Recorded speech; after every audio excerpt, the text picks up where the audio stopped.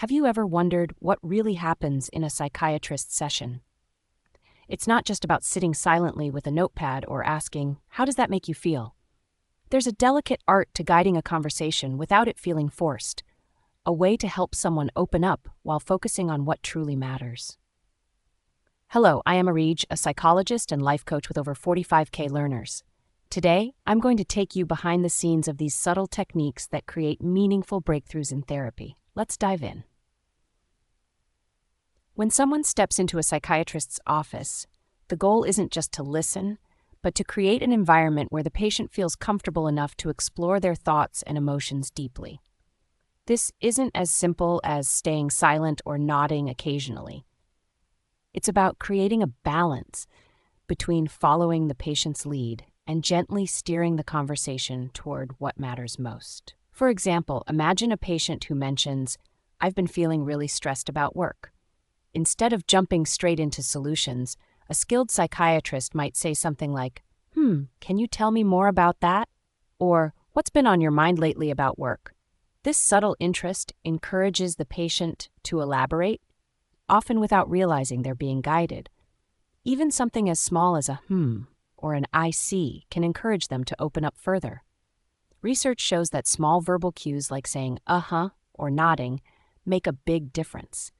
They encourage people to dig deeper into emotional topics, much like how we naturally focus on parts of a story when a friend responds enthusiastically. Patients, consciously or unconsciously, want to meet the psychiatrist's level of engagement. But here's where it gets tricky. If the psychiatrist becomes too curious about something personal to them, they might unintentionally steer the conversation away from what's most important for the patient. So, there's a fine line between guiding and leading. Sometimes subtle hints aren't enough, and the psychiatrist needs to step in with a direct question. Let's say a patient says, "I've been having terrible headaches, and my wife says she's fed up with it." A psychiatrist might ask, "What does your wife think about your headaches?" This question opens the door to a discussion about the patient's relationship, uncovering potential stress or emotional conflicts. If the patient is sharing something important, it's equally important not to interrupt. Instead, a psychiatrist might mentally bookmark a detail and revisit it later. Earlier, you mentioned your wife's reaction to your headaches. Could you tell me more about that? This approach allows the patient to feel in control of the conversation while still leading to deeper insights. A skilled psychiatrist can guide an entire session using only what the patient brings up, gently unpacking each concern with thoughtful follow-up questions. This way, the patient feels like they're exploring their own thoughts rather than being pushed into uncomfortable territory.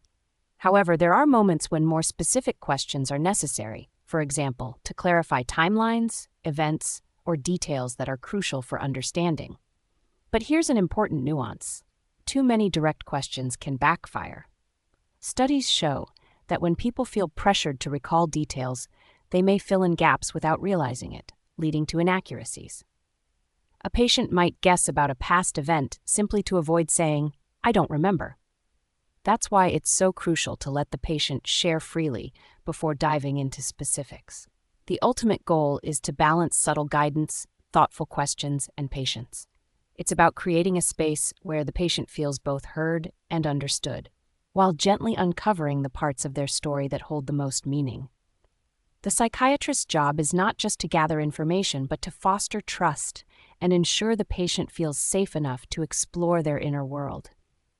So next time you think about therapy, remember it's not just about talking. It's about listening with purpose, guiding with care, and creating a space for healing. Every nod, every question, and even the silences have a role in helping someone unravel their story. Thank you for exploring this with me today. If you found this helpful or insightful, don't forget to like, share, and subscribe for more deep dives into psychology and personal growth. Until next time, stay curious and take care.